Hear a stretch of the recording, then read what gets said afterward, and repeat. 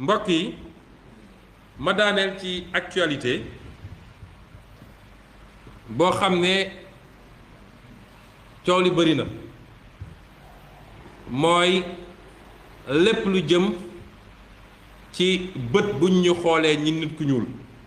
ñun africain te lépp mi ngi soqe ko wala mi ngi doore ca keroog bu ñu jàppee ay africain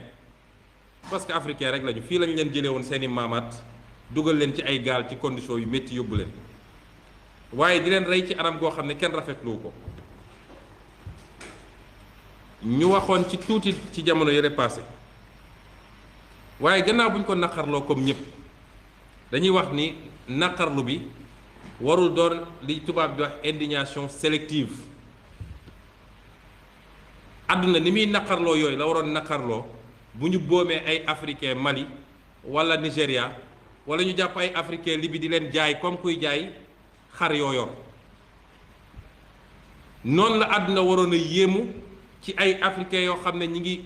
coono gi ñu daj moo sax ñuy dugg ci ay gaal ñu bañ ne duñ leen ubbil ay frontières ba ñuy lab ci géej gi waaye ñu bàyyi xel tamit ni man dama ci koo xam ne bu ma dara dalee balaa may xool keneen lu ma def dama naan man lan laa def ba lii dal ma wala lan laa ñàkk a def ba lii dal ma mooy nañu dellu ci suñu responsabilité individuelle autonomisation boobu ma doon wax dafa commencé ci individu bi nit ki dem ci collectivité bi dem ci état bi daal di continuer dem ci Afrique autonomisation Afrique li tax tey Afrique doon continent bi gën a ndóol ci àdduna tey la def ci richesse yoo xam ne amul feneen ci àdduna parce que racisme foo ko gis dafay ànd ak xeebaate te xeebaate bi lu koy andi mooy li olof naan uude ni mu la gisee la wële ba ci ñun sax suñu diggante léeg-léeg xeebaate bi am mooy bu ñu nee diw ci waaso bii la bokk man duma jaxasoo ak moom dafa fekk yorul milliard ndax nit la bokk ci waaso gii yor ay milliards kër gu mu dugg fëgg ne may leen ma jabar ñu may ko kon suñu dellusee ci suñu bopp racisme tubaab yi dañ koo commencé woon ci xeet yépp xeet bu dul tubaab seen diggante ñoom seen bopp dafa am racisme soo seetee les germaniques li ñuy wooye ñoom seen walxaxa walala noonu la tudd seen walala boobu ñoom dañoo jàpp ni les européens yi nga xam ne méditerranée la français yeeg italiens yi c'est des sous-hommes soo demee ci américains yi am na rapport yoo xam ne bañ ko defee ba noppi dañu ne ñi gën a kawe mooy américain anglo-saxon yi après germanique yi topp ci ainsi de suite boolewuñu sax français parce que nee nañu ñooñu ñi nekk ci sud méditerranée ay deret nit ku ñuul lañu am parce que nit ku ñuul bi traversé woon jóge Afrique dem foofu mooy seen maam waaye boo xoolee processus bi ñoom dañoo dem ba seen scientifique yi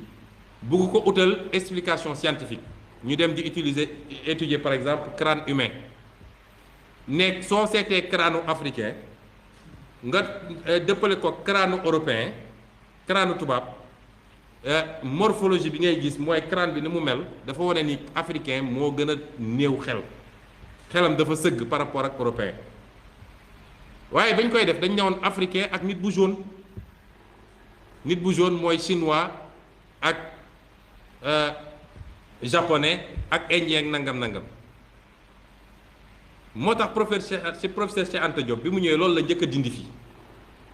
dafa njëkk a dindi complexe boobu wane li ñuy wax yépp amul waaye li ma gën a neex ci c'est pas l'aspect scientifique du ma ci dugg di wax waaye li ma gën a neex ci conclusion am mooy ñeneen ñe ba ñu demee ba commencé rattraper seen retard kenn xeebatu leen tey Europe seen débat yépp jàppal France 24 jàppal fu la neex seen débat yépp la Chine parce que Chine moo leen tere nelaw fii ci téere bii Cheikh Anta Diop civilisation ou barbarie boo demee ci page 88 dafa ne maintenant que les jaunes en particulier les japonais font leurs preuves dans l'ordre scientifique malgré la prétendue infériorité de leur mensuration crânienne le racisme dans cette direction tend à devenir insipide c'est pour cela qu'il prend de plus en plus un caractère bipolaire nègre blanc Au dernier conseil de cabinet de juillet 1979, le gouvernement français s'est assigné comme objectif de rattraper le Japon. Kon, imaginez cette Afrique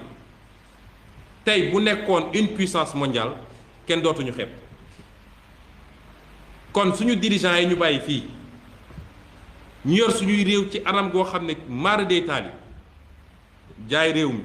jaay ressources naturelles yi séddoo ak sa famille signé lu baaxul ci réew mi suñu dirigeants yooyu ñu yor suñuy réew nañ ko yoree ba jamono ji ñu toll problème boobu la ñu war a njëkk a régler parce que li ma gëm man mooy la puissance du 21e siècle ce n'est ni la Chine ni l'Amérique. La puissance du 21e siècle c'est l'Afrique te ci fan yu néew en tout cas ci jamono ji ñëw téere gi may bind parce que ñu ngi bind ñaari téere benn bi vision africaine la benn bi c'est la décentralisation lépp dellu ci autonomisation boobu may wax dinañ ko démontrer ni Afrique à l'horizon 2065 mën na doon sinon la première puissance l'une des premières puissances bañ ko defee nii ñu respecté tey chinois respecté ko japonais respecté ko indien te bu njëkk ba respecté wuñu leen woon defe naa nu ko rawee la ñuy respecté kon nañu delloo mbir mi ci ñun te bañit foofu lay daanelee nañu moytu manipulation parce que indignation c'est bon mais question yi ñu war a posé wu mooy subitement rek adduna bi yépp ci jamono boo xam ne dañu ne woon ab feebar bu doy waar a ngi fi ba ñu ne ñépp dañu leen confiner Amérique fay débat bi est-ce que dañuy déconfiner wala duñu déconfiner jeexagul mais subitement toutes les manifestations sont autorisées toutes les manifestations ba ay Tunisie ay Hong Kong ay fépp on manifeste pour le nègre dama ne la dignité du nègre se réglera par les nègres quand ils prendront conscience de leur responsabilité par rapport à leur propre histoire te mu laaj ñu remonter ci ñun ñooy kan depuis l'Égypte antique en passant par l'époque médiévale bés bu ñu ko defee dootuñu soxla ñu naan dañuy manifester waaye li tax ma ne nañu moytu mooy dañu nekk ci contexte boo xam ne ñii bëgg a dugal nouvel ordre mondial jaar nañu fu ne mu dëgër fu ne même affaire corona bi jaar nañ fa andi ñu coowul vaccin bi ñu xamee ni africains yi dañu nangu vaccin alors que suñuy président yenn suñuy président ñoom nangu woon nañ ko ba noppi parce que président bu taxaw naan la nouvel ordre mondial rek mi ngi ci système u gars yi am na lu ñu bëgg fexe ba dugal ko ci li nga xam ne moo leen di gêner ci liy capacité Afrique rawatina nag croissance beeg jeunesse population beeg yeneen ak yeneen kon ñooñu bu dee jaar nañ fu ne mu dëgër lii am ñu daal di créer benn dynamique boo xam ne pour créer un choc mondial benn chaos mondial jaare foofu nag ne il faut ñu dugal li ñuy dugal nañu tey bu ñu kenn manipuler yàgg nañoo souffrir jaar nañu ci traite négrière jaar nañu ci colonisation ñu ngi ci néocolonisation nañu dellu siwaat suñu bopp liggéey lu ñu war a liggéey moom suñu bopp defar li ñu war a defar bu boobaa kenn dootuñu yëpp waaye lépp lu ñu la wax lu weesu loolu rek am na leneen loo xam ne ñu ngi ko ciy essayé laxas te nañ ci dellu si ci beneen waxtaan may wax nag pour daaneel ni loolu ñuy liggéey delloo si le vrai type de sénégalais le vrai type d'africain parce que ñun soxlawuñu un nouveau type de sénégalais ñun on veut le vrai type de sénégalais le vrai type de sénégalais mooy maam ak maamaat ni ñu meloon jom fulla fit kàddu nga respecté ko gëm sa ñaq liggéey xam ni alal dañ koy liggéey kenn du ko lijjanti loolu ay valeurs yu fi nekkoon nag nañ ko dekkil parce que lii xew nii du lu mës a nekk fii dañuy faral di wax suñuy maam ceddo sax ñoo ñu tane ñun dañuy wootewu ñun ñu bari ci ñun ñuy wootewu ñu am gëm-gëm parce que ki nga xam ne su daan dem xare xam ni sama bakkan da ciy rot parce que ñooñu ñu ëpp doole mu jël suuf def ko ci tubayam parce que gàcce la ci moom mu daw kooku dafa am lu mu gëmoon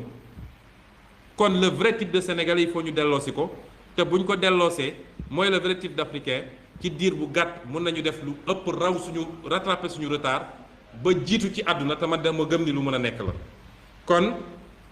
lii mooy li ñu bëggoon waxtaan ci lu gàtt di gërëm ñépp di wax ni jotaay yu mel ni dinañu faral di ko def, dinañu évaluer à chaque moment waaye di delloo suñu mbokk journalistes yi bu dee ci lii ñu waxtaan dañoo am luñ ciy laaj wala luñ ciy leerlu wala yu mel noonu ñu laaj ko ñu tontu leen yeewi ñëpp parce que guddi na bismillah.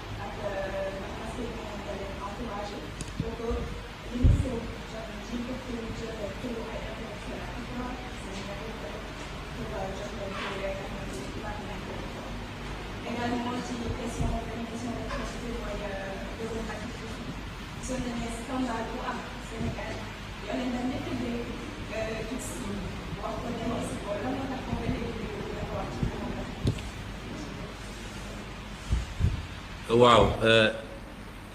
da nga laaj ñaari laaj bu njëkk bi mooy yoon yeeg yu mel noonu yu tuddee ay nit ñoo xam ne dañ ñoo nootoon suñuy bureau lañu xam nga lu tubaab di wax bureau man su ma déggee ay soi-disant communicateur ou historien naan dañuy tagg ab tubaab parce que def na fi koo xam ne dafa ñëw nangu sa réew noot la nangu sa liberté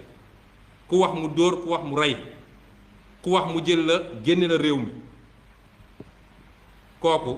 mënul doon ku ñuy célébrer ci réew mi te ñoom du ñu célébrer pourtant ci suñu kaw la ñu toog boobu ba léegi ba tey sax ñu ngi toog suñu kaw di ñu ŋàcc bi leen Allemagne jàppee duma leen ba ñuy bëgg a dee dañoo ñëw jël suñuy maam ñu dem xeexi ba ñooñu ñibbisee ñu yóbbu leen caaro yi jël tubaab fay ko 1000 jël ñooñu ne leen 50 ans lay fay ñooñu ne d'accord ñu boom leen assassinat la rangale leen dóor leen ay fetal kon su nit ñi naan way on a une histoire avec la France c'est quelle histoire boo xam ne dañ jàpp say maam jaay traite négrière lu mat plus de 25 millions d'Africains génne nañ leen fii ci jamono jooju dans des conditions yoo xam ne kenn xamul ñu bëri dee ci géej gi dee feneen te ba léegi nag bëgguñu taxaw reconnaître ko le plus grand crime de l'humanité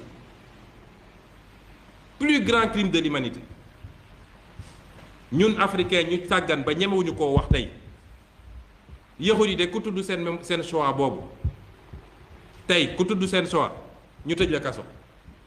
ku ne sax est-ce que loolu amoon na ñu tëj la kaso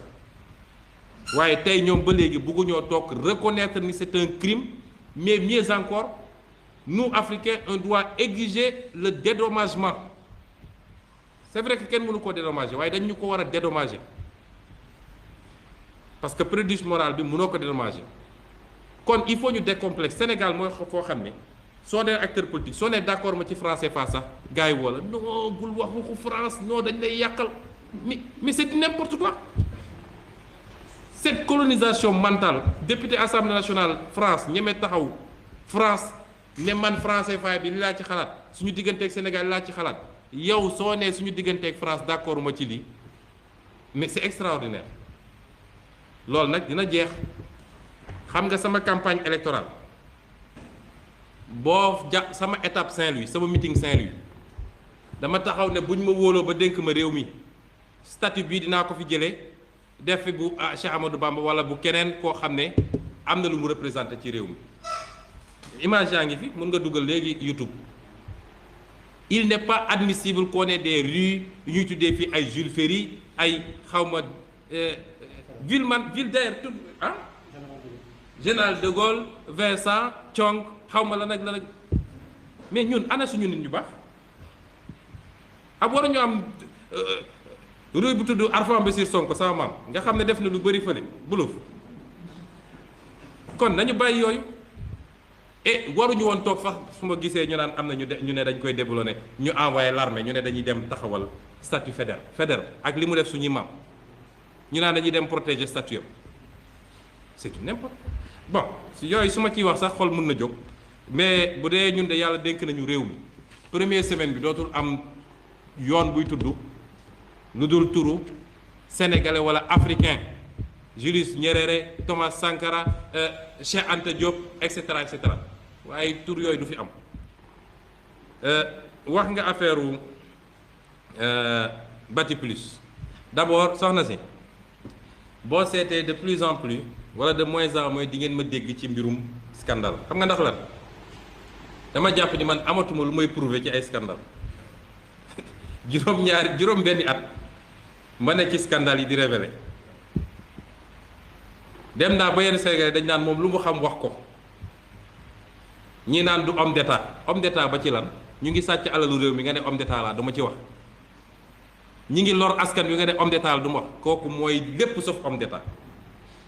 noppi gu bëri bii ngay gis yépp c'est que gars yi dañuy jàppante yenn saa yi bu ko defee dañ naan soo ma waxalee ma waxal la wala ba ma waxalee ma tëj la ndax maa yor nguur gi man mun nga ma waxal mais doo ma tëj dama ne ku gis lu dul yoon luy yàq ci réew mi da ngay taxaw ne lii mi ngi yàq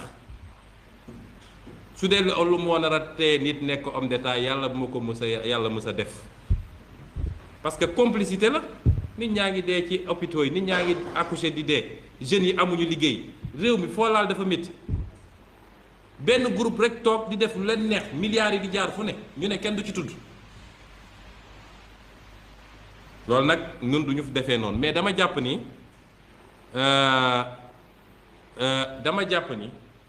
ñun egg nañu foo xam ne suñu parti day continuer dénoncer am na yoo xam ne ñu ngi ciy liggéey bu ñoree dinañ dénoncer waaye léegi ñoom Birame ñu ngi fii sama lieutenant yi ñoom Bassirou Diomaye ak ñeneen man damay jublu ci yii ma wax nii ak di xalaat di bind ay téere ci li war a yóbbu réew mi ak Afrique wax ak sénégalais yi programme ak gis-gis teewul saa su ko jaree rek naa ko wax ndax assemblée moom saa yi moo fa taxawee la ma war a wax dinaa ko wax foofu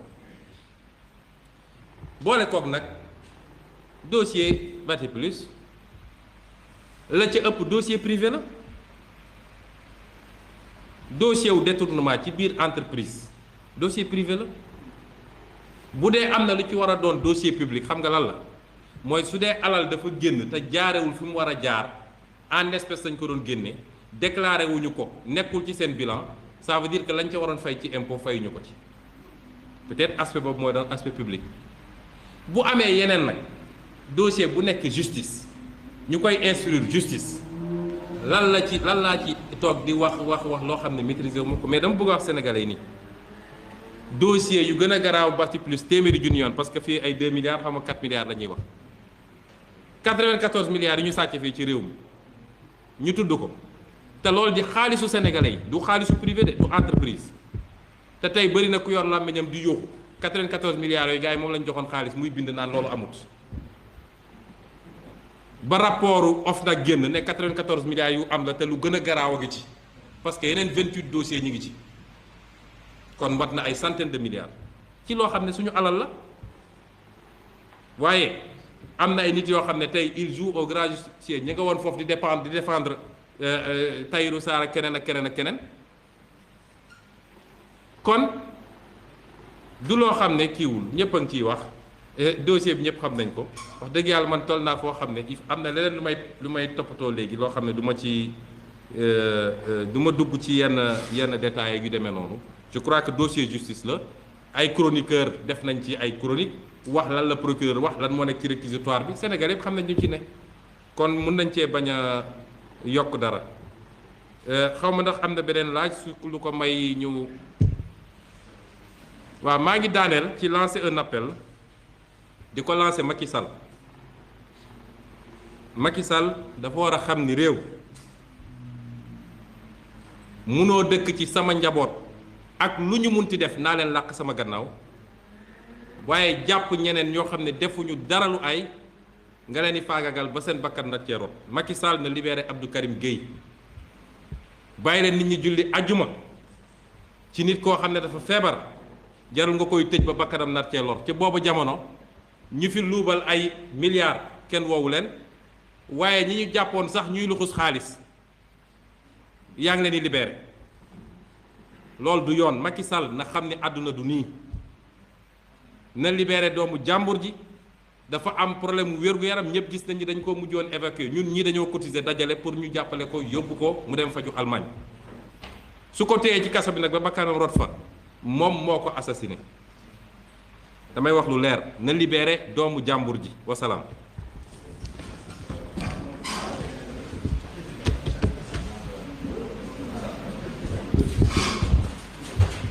J'avais dit